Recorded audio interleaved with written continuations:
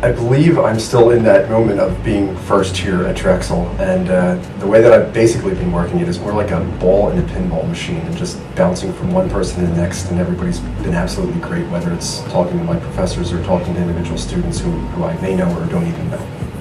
Orientation did help because it showed me some of the buildings, so I knew how to get to some of the places, but places like the main building was really confusing.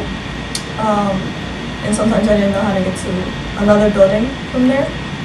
So I used a map, so that helped, and I got that from orientation and also commuter connection day.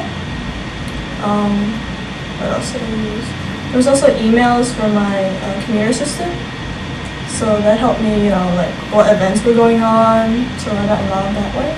Yeah, when I first came to Drexel, I went around like the library and then classes. And the department was very helpful because like Karen, she was able to help me where I had difficulty in continuing or dropping classes because I was so stressed out from the first time. She helped me a lot. So it helped to put my mind at ease. So that was the number one thing, the faculty. And then some students would say encourage me, but that's how I kind of navigate just from the offices. I'd say at first it was a little overwhelming just because I didn't know either Drexel or the city of Philadelphia. I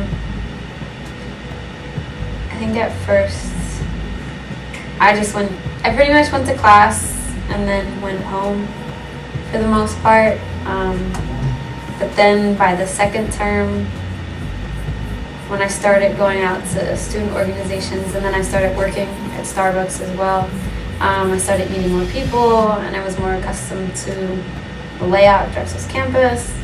Well, at first I felt like the new kid for the first few weeks of school. Tried to be as sociable as I could in class. Main dilemma was most students knew each other from the dorms. I didn't. I was kind of a stranger the first day. But one thing led to another.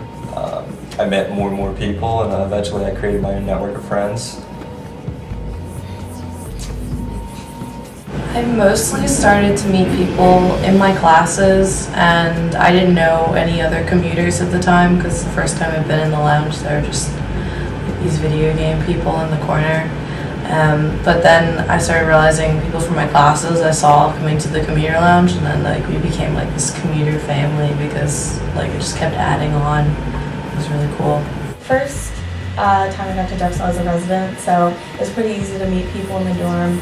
And kind of like everyone was all over the place, and I met people in my classes, but I thought it'd be a lot more difficult to transition into moving into an off-campus apartment because I wouldn't be surrounded by my peers all the time. I might have like 1 or 2 roommates. I was a little nervous about it, but it kind of ended up that all of the friends that I have now I made in sophomore year. I got really close to that year in my classes and outside.